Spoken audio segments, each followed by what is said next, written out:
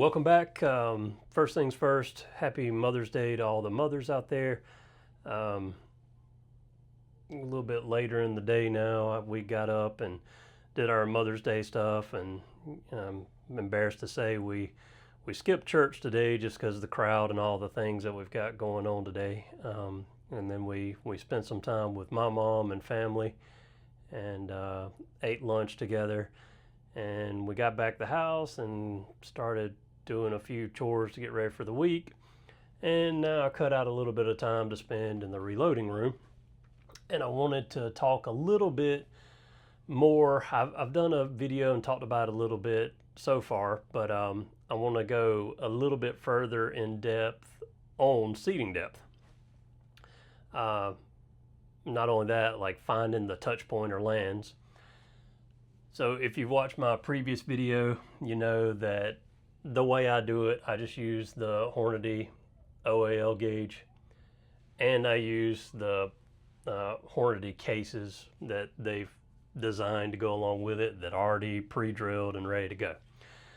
The recommended way, and people say that you get, more accurate results, is you want to take a fired case out of the rifle.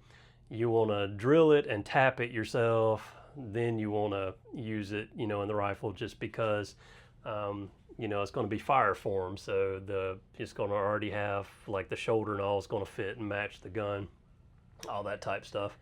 I'm just not taking time to do that. If I was shooting F-class or some kind of, center fire bench rest and I was really getting into it, then yes, I would go and I would change a lot of my processes and the ways that I do things. But being your average guy and shooter and shooting for fun, this is just the way that I do things. I have done, and I have some laying around, the Loctite method, where you take a pre-fired case and basically you're going to sacrifice a bullet in a case. You knock the primer out of it, and then you coat the inside of the neck with Loctite. You put your bullet or projectile in kind of as far out as you can really get it, and then you push it into the chamber and let it kind of seat itself where the touch point is going to be. Let it dry, usually let it dry for about 30 minutes, extract it, and then you can measure that and go from there. Another thing you can do, and I have all the different stuff like the comparators and all that stuff. I don't really even use the comparators. Like I use my micrometer and I just measure to the bullet tip or bullet point. I know, again, that's not the most accurate way to do it, but that's just the way that I do it. So and it's one of those things, like there's a ton of videos out there about all of this, like finding the lands, your seating depths and everything. Some really good ones, and one that I watched a couple times, and again here recently, Old Man Taylor. Check his YouTube channel out. He talks about seating depth and the nodes and how to get all that. He actually shows some examples. He actually shows some examples of some videos from Eric Cortina and then Hornady. They did an episode where they were talking about it. So I guess, everybody has to decide what method they're going to do. I've used a couple, and in a lot of cases, what I'll do, and what I'm going to do here, and I've got a new notebook. I had a couple different notebooks of all my load data and information and things, and what I decided to do is kind of hard to flip through each individual notebook and find the gun and the information I want. So I actually bought a bunch of these, and for all the rifles that I'm doing load development on, I have a notebook per rifle. So now, I've started that, and I've created one for each rifle, and some of them I've transferred some data to, some of them I'm kind of starting over in. So there's not really anything in this one yet because I haven't had this rifle very long. I have done so far, I've done a couple of just powder loads, trying those out. And I was using the cartridge overall length, the 2.800 that was in the reloading manual. So now we're going to, we'll see where the touch point or lands is, and then we'll do it a little bit different. So what I'm going to do is, I've been using the Hornady ELDX, the 150 grain. The issue that I've run into so far, and I think it's just because of these heavier bullets. I don't think the rifle likes these heavier bullets. My smallest group, I think, was a 1.30 inch, somewhere around there. So I'm going to try to use some smaller, lighter bullets and see what happens, and a different brand. But in this testing, I have a couple boxes of these, so, well, I've used a good many out of one, but I have over 100 of these. So I'm going to continue testing and load developing and adjusting seating depth using these, just to see if I can improve the group size there and kind of see what the rifle's liking. I also want to try out these Hornady SSTs in 139 grain. I've heard they're a pretty good hunting bullet. I've never used them for, and like I said, I'm newer to hunting. I've always been into just target shooting, and usually, what I'm used to using are going to be your Bergara target bullets, and then the ELD match bullets and things like that. Then I also, since this is going to be a hunting rifle, I've heard good things about these, so I also want to try to make a load for these Accubon 140 grain. So we'll try those out as well. So for each one of these, I'm going to take them and put the bullet in there, because all of them will vary a little bit. Now, if you're between like a 139 and 140, it may not be too much different, but there are some variations in how they do the bullet, from the manufacturer. So I want to do each one of them, and then I'll just take notes, and I'll jot each one of them down, what my max overall length is that I can go to.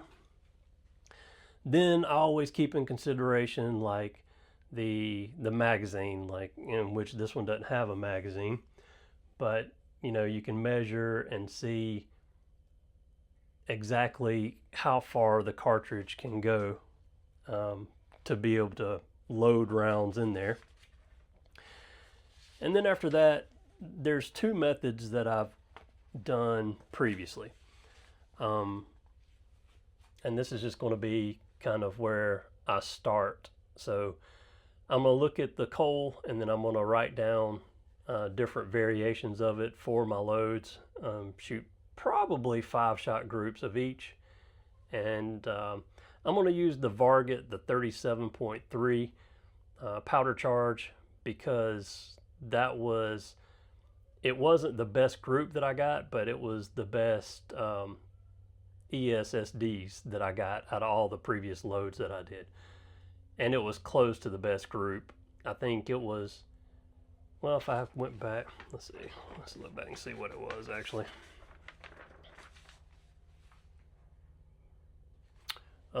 So these, the ones I did with Varget, the best group size that I got was 1.40, and what I'm going to be doing is this 1.56, and I had better ESSD numbers off this one, and that's not too much of a difference. So I really just want to see if I can improve on that and see what happens by changing the coal to it. So anyway, that's what I'm going to be doing. I'm going to find the max that I can go for each. Now, in some situations previously, what I've done is I will get the lands or touch point, and then I would usually start out about 10 thousandths off that, and then I would back up and I would do loads jumping about 10 thousandths at a time and see where that gets me.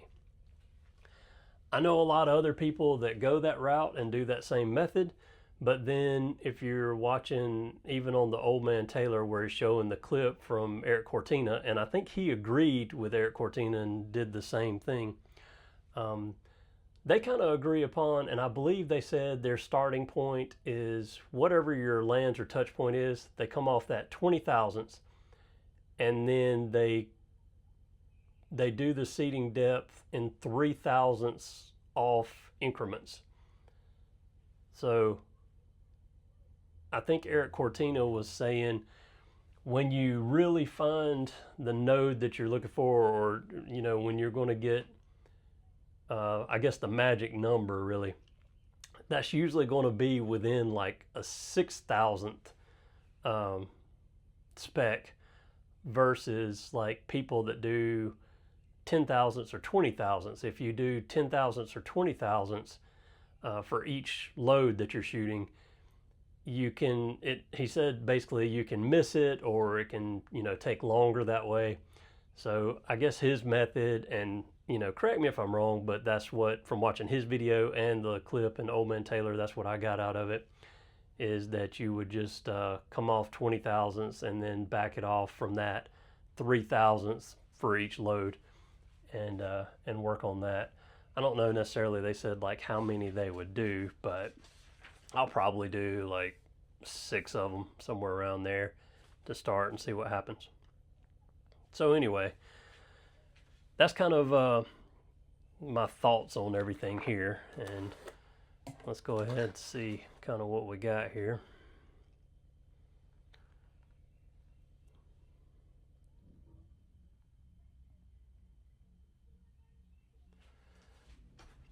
And then I know people that do this a couple different ways as well. One of the things you're going to find is when you basically, you're not really forcing it, but when you put it up in the chamber, some people apply like a lubricant to, right around where it's going to grab at the lands so that you can extract it easier, because most of the time the bullet's going to get stuck in there and not come back out with the casing. Usually, you see people in videos, they'll take the rifle and they'll just bump it and try to get it to fall out. I always just use a cleaning rod, and then you always have others that their opinion is you don't want to run a cleaning rod through the exit, and go backwards.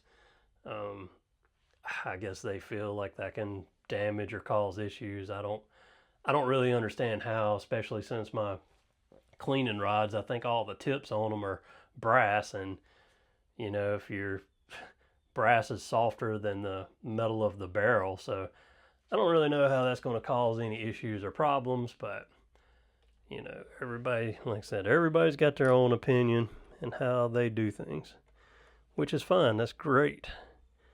All right, get that in there and push it in there. And I mean, I kind of push it till it's just snug, and I don't force it. And then once it's there, I kind of take pressure off and then tighten. And the reason I do that, I've seen some people that keep constant pressure on the back here. Well, inside there's a little wiggle room, and that plastic can kind of bow or buckle, and I feel like that can make the reading more inaccurate. So, just another thing that I've kind of learned doing this. And also, let me say again that doing it the way that I'm doing is not ultra precise. You're not going to get the best precision from it. But again, it gets me close enough, even like Eric says, don't chase the lands. Well, I mean, it's about being able to, replicate conditions and what you're doing and all. And there's going to be some variables in the way that I do it, as far as if you take your micrometer and you measure,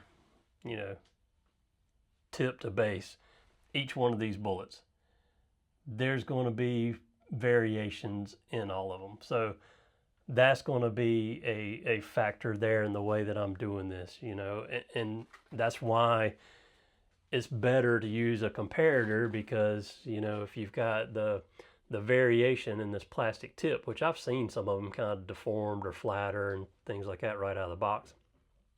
If you're going from measuring from here to here, then it's going to be more accurate than going to the tip. I get that, and I understand all of it. Like I said, to each their own. You do things the way you want to, and, you know, I'm doing it because this does work for me. You know, it's enough. So let me get a cleaning rod and knock my bullet out, and then we'll start back up, and I'll do each of these. We'll jot down the numbers, and that'll probably wrap up this video. Okay, bullet recovered. Have it back in the case. Let's measure and see what we get.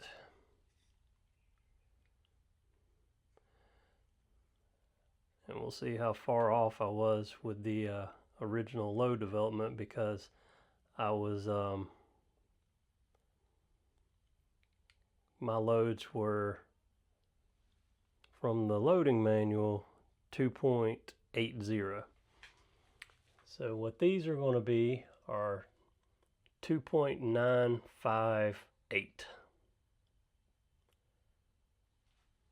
All right. So let's make a note of that.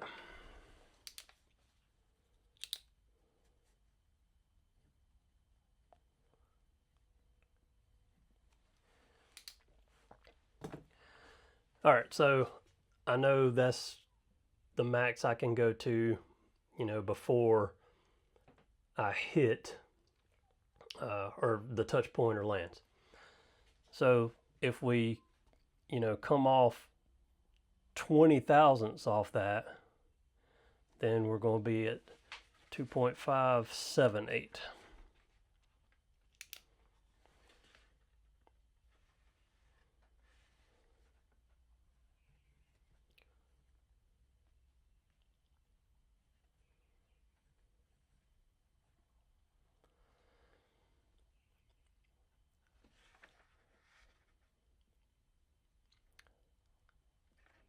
So then if we come 20 thousandths off, you know, we go, if we do the Eric Cortina method, now it's like I talked about before, in some situations, and well, in a lot of situations that I've done, what I would do, and yeah, it probably takes longer, but because I have a broader range, but what I would do normally is, if 20 thousandths is 2.578, then I would go another probably 10 thousandths for each. And then and see what I get there. But I guess we're going to try the, let's call it the Cortina method, and we'll just come 3 thousandths off at a time.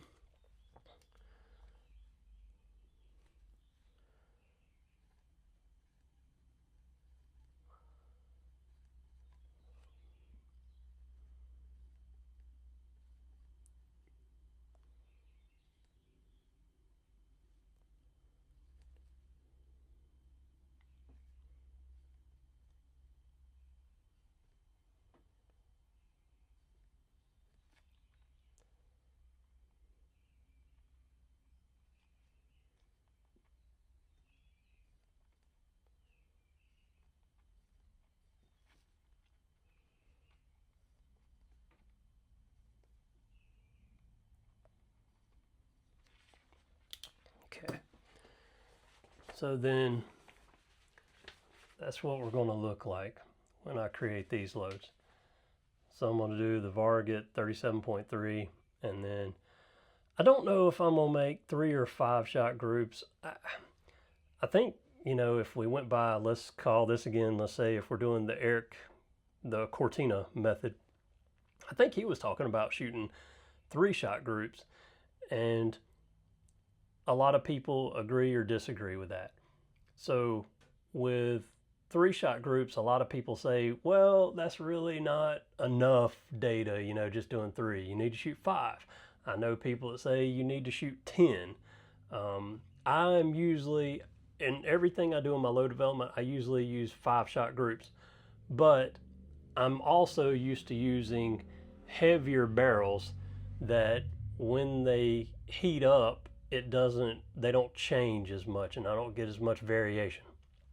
I've noticed in doing these hunting rifles and these thinner barrels, I think a lot of times they do kind of open up more after 3 shots.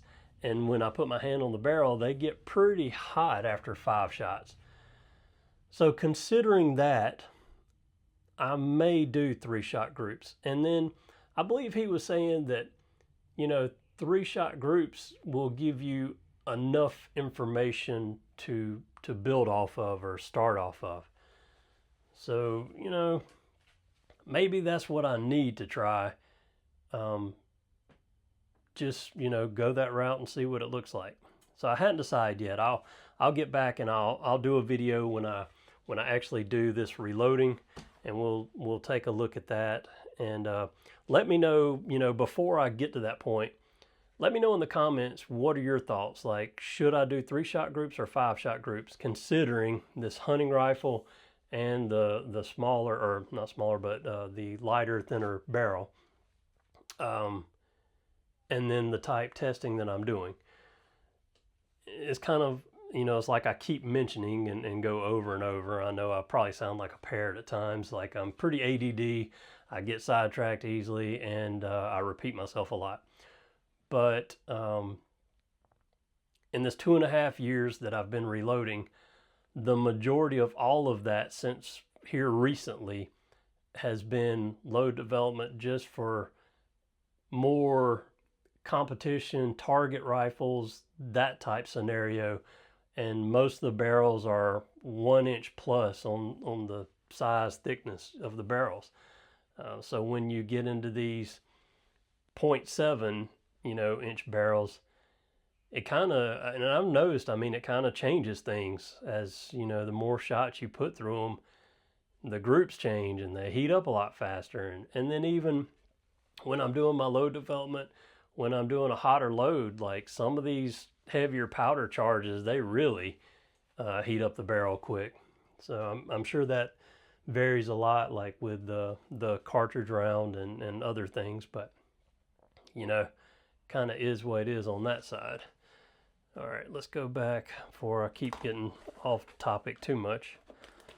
Let's just see what these other ones measure out as. I haven't opened these yet.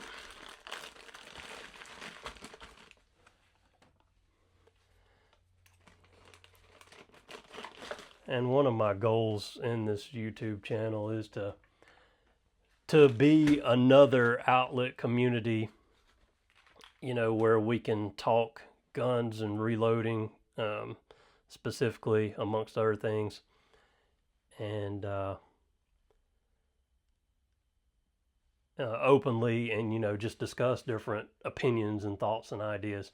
So, I mean, I would love to see a lot of different activity in the comments, and, you know, we can start some chats on what we've all found, you know, with our experience, and different ways that we can do things, and try to work together with some ideas. All right, we're seated. That didn't go very far.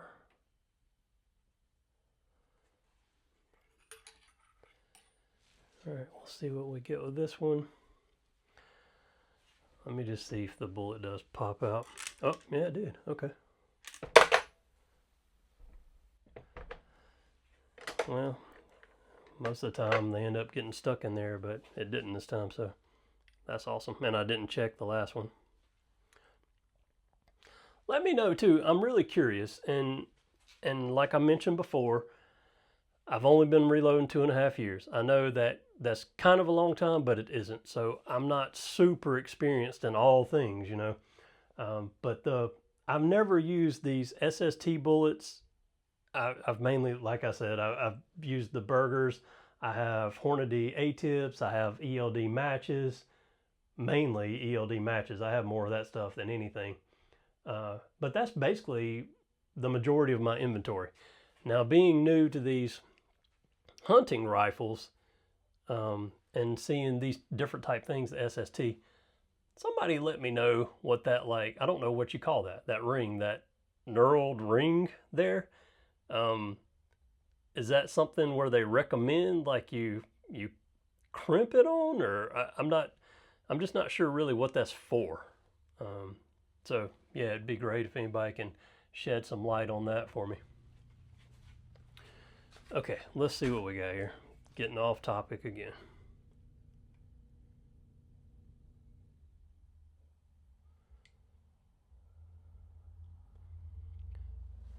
Okay, we're at 2.913.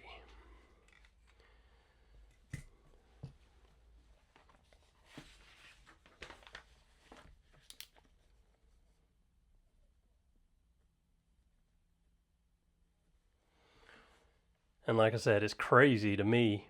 Well, I mean, how much, variation and difference can be in some bullets, but these are a lot different grain. So we're going from a 139 to a 150. So, I mean, I would expect it a lot with that one. But we'll see between 139 and 140 how much there is there. And these, I bought several boxes of Nosler here recently.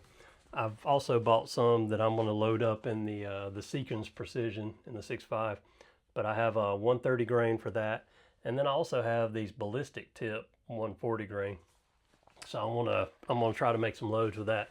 But one thing, a lot of people recommend the Nosler, the AccuBonds. There's a lot of talk around it. I was hesitant as far as I almost bought the partitions, and somebody, not somebody, several people that I know that hunt, and as well as YouTube, but several people I know that hunt, they swear by them, said they've been using them forever, never any problems, most reliable bullet in the world for hunting, all that type thing. But I've seen some YouTube videos, and I have talked to some other people where I've been told that you just don't get the accuracy out of the partition as you do the AccuBond. And, I know the partition, the whole preface to it is that, it has an actual like barrier partition in between it. So it makes the bullet act differently. Now, I think it's a lead tip instead of these fine pointed plastic tips. But, it makes kind of the first part of the bullet, like the cup and core, like breakdown and all that. And then maybe the back end more does your mushrooming for a larger like exit wound, So I guess the first stage of it is supposed to kind of be your shrapnel and hit all the organs and all that stuff. And then, the second part of it's supposed to leave your big exit wound. And my understanding with these, the bonded bullets,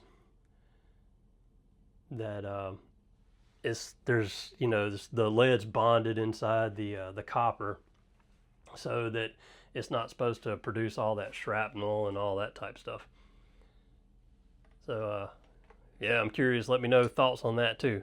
And like I keep mentioning, I really can use any advice on hunting and hunting bullets because I am new to that.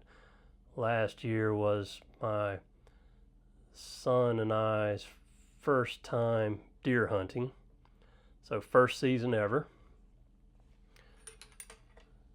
So we are new to it now. Several deer were taken, and I have that one's gonna stick. Okay, I'm not gonna slam it too much, even though we do have a Trijicon scope that they're really rugged and can take a lot. I'm gonna use the clean rod to get that one out. But anyway, yeah, always I look forward to any kind of advice, tips on hunting bullets, loads, information, tips and tricks, all that kind of stuff. I'm fortunate enough that my family does have some land They have 60 acres that they allow me to go and hunt on. And so that's where I've been taking my son. And I bought him his first hunting rifle, which is a Bergara, and everybody that's watching my channel knows that I'm a Bergara fan, so of course I bought him a Bergara. He got a Bergara Stoke, and he loves it, but it's in 243. And kind of my thinking with this 7mm-08, as far as recoil and hunting rifles, the research that I did, you know, this is kind of a popular next step up from the 243 for youth or anybody, you know, necessarily. I mean, just everybody's preference in that. I'm not like a recoil hound myself. I don't really want anything that's more recoil or higher powered than I need to get the job done. So that's why for my two hunting rifles, I selected the 7mm-08 and the 6.5 Creed. The 6.5 Creed, I know that's like super debatable in the hunting category and world. I went with that route because I already have several 6.5 Creedmoors, and I'm already used to low developing for it, and I'm used to the round, I'm used to the recoil. So to me, it just kind of made sense to get a dedicated hunting rifle in that as well. So that one's probably going to end up being mine, and this 7mm-08 will probably be his when he feels that he's ready for it.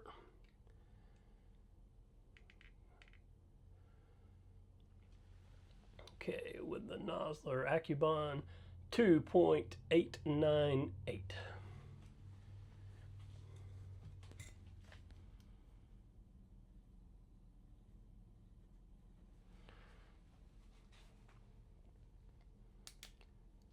All right, so we've got our numbers there. Then we have our initial, like the next video I do on this continuation will be loading these up. And now we have our notes on each of them, so we have a starting point for all of them. We can kind of see what this rifle likes and see if it even makes much of a difference. I talked about before, I have rifles that I just loaded to the book specs, whatever the Cole said in there. And then when I went and did low development and tried to modify the Cole, I saw changes in the group size, SDs, ES, all that stuff. But I didn't see, in some rifles I see a significant difference, in some I don't. So I know that's a big, I guess, controversial topic as well. You know, I think on the Hornady podcast, when they were talking about it, I believe they said basically they determine the lands. They come 20 thousandths off of it, and then they forget that they have seating adjustment. I know other people that think that way. I know people that they'll just go by the Cole that's in the loading manual, and that's what they load everything to, and they don't bother doing these tests, and they improve their groups through other means and methods and testing. You know, they focus on like the powder and the weight of the bullet and those type things, and even get down to trying maybe different primers and that stuff, and a lot of times that works out real well for them. I'm sure none of that's going to be what F-class shooters do, but you know, for I guess your average Joe, that can work fine. And I mean, even when you're buying factory ammunition, I mean, those are usually, you know, well, there might be, maybe there's, I hadn't done testing, maybe there's variation in seating depth on different lots, maybe there's not. I'm not sure if they keep that really consistent or change it, but you know, when you buy a particular type of ammo, you're probably somewhat locked into that seating depth, you know, and you have to change the brand or type and all that stuff. So you don't have as much, I guess, as much of a means to do all that adjustment on that side. So I guess what I'm trying to say is it just depends, to each their own. Like, do you really want to spend all the time and effort with seating depth stuff, or do you not? You know, it's just personal preference and what you're doing.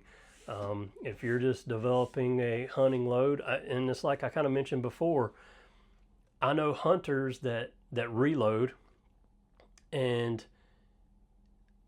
I've heard some directly say, if my rifle, if I load some ammo up and my rifle shoots at under 2 inches for the hunting I'm doing, I call that good, and I'm done.